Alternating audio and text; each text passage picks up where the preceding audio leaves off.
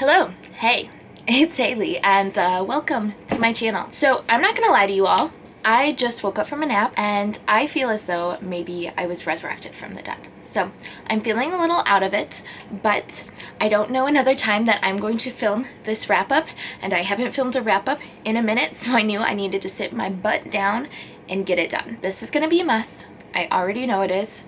Bear with me, please. So today we are going to be talking about the books that I read in May and June, which were the first 2 months that I did my Bingo Chooses My TBR videos. I know people have been wondering how I did those months. Spoiler alert for this entire video, I failed miserably. And I've kind of explained this before, but I've been in a bit of a life slump and I'm snapping out of it, but my reading severely suffered during the time. So this might not be the most exciting wrap-up, but it needs to be done. Also, I don't think I did a wrap-up in March and April. I for sure didn't do one in April. I can't remember if I did one in March. Do you all still want to see that? Let me know, because I don't even remember what I read in those 2 months. But anyways, with that being said, let's start off with the 7 books that I completed in May. Also, just an FYI, these books are not going to be in the order that I read them because I don't remember the order that I read them. So in May, I did participate in the Sailor Moon-a-thon, and I also participated in the Asian Readathon. Again, I did not do the best during those months, but we're working on it, okay? We're working on it. So one of the first books that I know I read was Confessions by Kanaya Minato. This is a translated work from the author's original language of Japanese. It's hard to describe what it's about, but it starts off with this school teacher addressing her class of, in America, what would be middle schoolers, and telling them why she is choosing to leave her career as a teacher. Something kind of tragic happened in her life, which has set off this decision to leave, again, her career as a teacher, and it really takes off from there. This is, I wouldn't call it a horror, and I wouldn't really call it a thriller, but it is pretty thrilling. And I actually listened to this on audiobook via Scribd because it's really interesting the way that the story is told. Like I said, it starts off with this teacher addressing her students, and the way that it is told in the book is like as if the reader is the students and the narrator is the teacher, so she's speaking at you. And then the subsequent chapters that follow also kind of share that same formatting where you're being talked at via through like a journal entry or through like a letter, that kind of thing. So it was really interesting. I loved reading it via audiobook. I feel like that was definitely the way to go, and this was definitely as messed up as everyone told me it would be. So I did end up giving this 4 out of 5 stars. It's a fairly short book, so if you're looking for something to kind of be very fast-paced and different from anything you've ever read, I recommend you checking this out because it was a ride from start to finish. The next book that I read for Sailor Moon-a-thon, this was my group book, was The Sun is Also a Star by Nicola Yoon. I was actually really happy that this was being picked because I know it recently came out as a movie. I haven't seen the movie yet. Is it out? I don't know. I haven't seen it yet, but this basically follows 2 main characters, Natasha and Daniel. I totally forgot their names, so I definitely just peeked on the back. Natasha is a girl who was born in Jamaica, and her family came to the United States when she was very young, and now they are unfortunately being deported, and she's doing everything that she can to try and stop this. We also follow Daniel, who's from a very traditional Korean American family. His parents are the kind of parents that want him to go to an Ivy League school and become a doctor, and this is not exactly the path that he wants to follow, as he would like to be a poet. And so on one day in New York, their paths cross. So it kind of takes place over this one day in New York as they do different things around the city, and they kind of develop a friendship and then a relationship from there. I think everyone really knows what the story is about, but to be completely honest, the first 50 pages for me were my favorite part of it, because those were the 50 pages where Natasha and Daniel actually hadn't met yet. And what I was really enjoying in the story was kind of the 2 characters' dynamics with their family. I thought that was something that I really enjoyed exploring, you know, their struggles with their family. Like Natasha has a lot of issues with her father due to things that have happened before this book and that you kind of see through flashbacks. And so I honestly kind of wish that we had gotten to see more of that. We did get a bit more at the end, and I really appreciated that. But I guess for me, I wasn't really looking forward to the relationship, and of course that is the bulk of this book. Though it is very interesting because it takes place, like I said, over one day, but you also get the different perspective of the people that encounter Natasha and Daniel throughout their day, like different security guards or, you know, people that wait on them at a restaurant or something like that. It's really interesting. So you kind of almost get their story as well. And it's interesting how everything sort of plays out together. It really looks into this idea of like how one small decision can change like the trajectory of everything. No, it's the idea of that, like, you know, things build on each other throughout the day and throughout your life. And it's those little things that really change how your life can go, and it plays a lot on that idea, which is a very interesting concept to me. It's not something I necessarily know that I believe, but growing up I was always told that everything happens for a reason, and that's, I think, a big theme in this book. So it was interesting to see that. I just didn't love the relationship. I thought Daniel was incredibly pushy. There were some times where he said things and I felt so grossed out. Let me see if I can find one. Oh, okay. So here's one from page 87 in the book. Probably I shouldn't stare at her legs, but they're great. The third greatest pair I've seen. And then I don't know where it is, but later on he goes to say that she actually does have the greatest pair of legs that he's ever seen. And there was just something about the way that he thought about that and like was ranking pairs of legs that made me feel so weird. I don't know. Daniel was definitely my least favorite part of this book. I did enjoy it though. I enjoyed it for what it was. I enjoyed the representation, so I did end up giving it 3 out of 5 stars. Another book that I read during the month of May was My Brother's Husband by Gengora Tagame. I actually buddy read this with Cody from Cody's Book Corner. This was my first ever dive into manga, into the formatting of manga, and I have to say that this was the perfect one to start off with, because this is very much like a contemporary manga. It follows this guy and his daughter who are living in Japan when one day this Canadian shows up who was married to the father's twin brother who he was kind of estranged from when he was younger. And it basically just follows the interactions that happen as his brother's husband is visiting him and his daughter, and how that kind of changes the way that he thinks of the world and about homosexuality in general. As in Japan, he was taught to not be this very physically affectionate person, and he was always taught that like gay marriage and gay relationships were wrong. So I think his brother's husband visiting challenges a lot of the way that he thinks, and it's wonderful to see his growth throughout this novel, and the relationship with him and his daughter, and then of course with his brother's husband and his daughter, is just so sweet, so wholesome. I loved this so much. It was an easy 5 out of 5 stars, and I want to continue with the series ASAP. So the next book that I read was Beds Are for Flowers by R.K. Gold, who is a fellow booktuber, Ari, and this was the overall group book for Sailor Moonathon. This one is a middle grade fantasy novel, and it's a little bit difficult for me to describe. It is about this land where all color has been taken from it, and basically the world has been cut off from sort of like the afterlife by this reaper who is essentially taken his place at this like big tree and has prevented people from moving between these worlds and from really experiencing like the color and beauty of what the world used to be. So it really talks about, it has a lot of nature themes, it has a lot of themes of family and, you know, strength and just like that kind of thing. It was really beautifully written. I think Ari did an incredible job on it. I thought the main characters were so charming, and they were characters that I absolutely would have loved to read when I was like really in the throes of reading middle grade novels.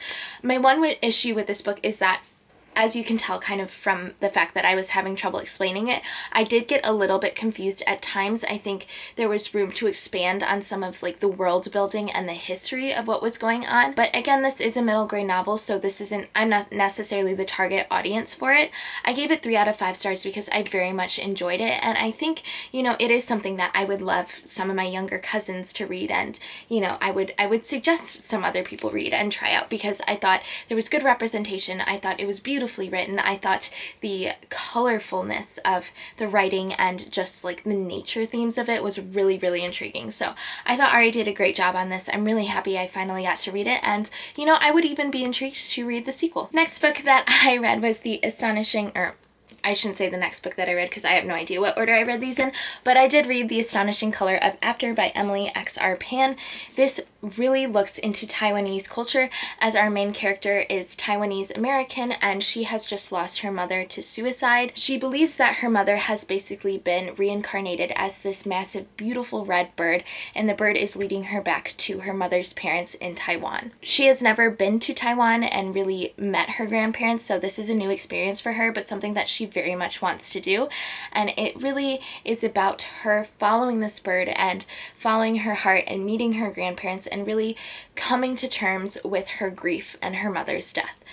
This is something that was very difficult to read. I'm pretty sure I read the last of this in the car and I was sobbing. Like, the people around me were like, Haley, are you okay? And I was like, no, I'm not okay, because I feel like this book tackles grief so well. In fact, it almost hit too close to home, because I have had some deaths in my family, not super recently, but fairly recently, and I still definitely experience times of grief from that. So it was tough to read, but it was beautiful to read. I loved the incorporation of Taiwanese culture and food and all of that. I thought it was really incredible. This book is a magical realism, so if that is not a genre that you are really drawn to, this might be difficult for you to read, because I would say the elements of magical realism do touch a lot into the story, and at the end of it you're kind of left wondering, you know, obviously, was that all real, or was it kind of a figment of her imagination? So it's interesting, and it's definitely a genre that I'm not as familiar with, but I had a great time reading this book. I thought it was like the perfect mix of contemporary and that magical realism, so I loved this so much. I had such a strong connection to our main character and everything she was going through, so I definitely gave this 5 out of 5 stars. Of course, I will give trigger warnings for grief, loss of a loved one, suicide, depression, all of that kind of thing. So this is something that you definitely want to look up reviews and trigger warnings for if those are things that you are absolutely sensitive to. During May, I also read The Running Man by Stephen King. This is one of his Bachman books, one of the books that he read as Richard Bachman. So that goes along with like The Long Walk, and I think there's one other. But this is kind of this dystopian novel where basically people who are very poor can enlist to participate in these government game shows, basically. So they have this channel, think of the Game Show Network, where you can watch like The Price is Right and that kind of thing.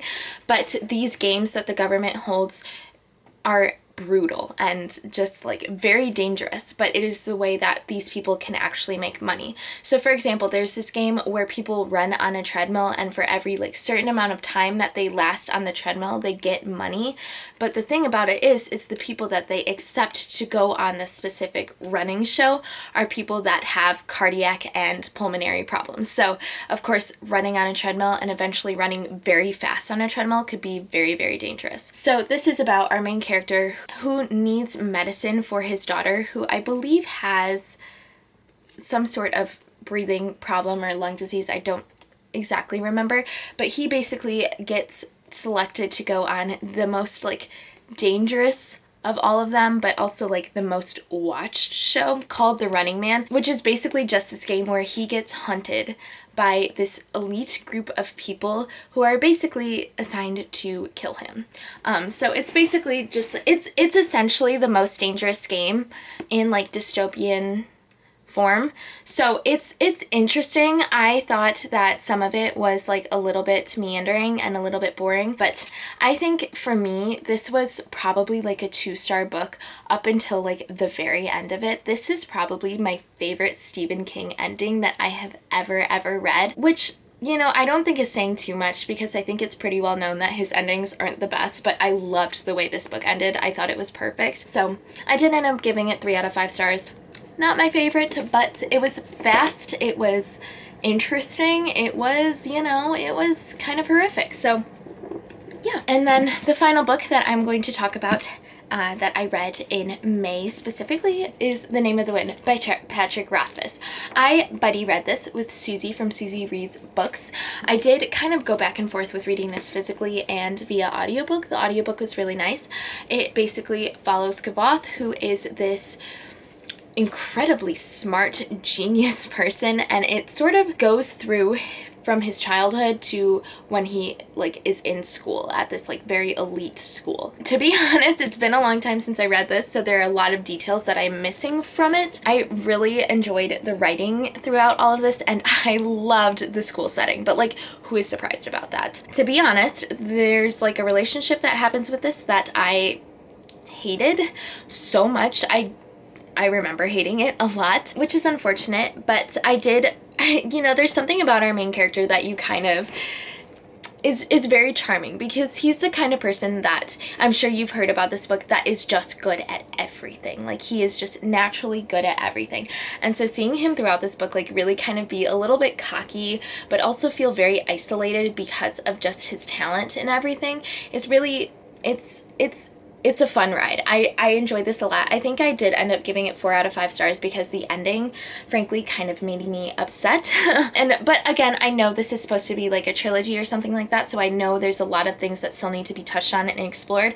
But there was like this big thing that was supposed to happen, and it ended up being totally different than what I wanted it to be, and I didn't love that. But all in all, I did really enjoy this. I would absolutely continue with this series, and honestly, I would reread this, which I will probably need to do before I read the next one. But anyways, 4 out of 5 stars. So glad I finally read it. And thank you to Susie for reading it with me, because I have been sucking at the buddy reads lately.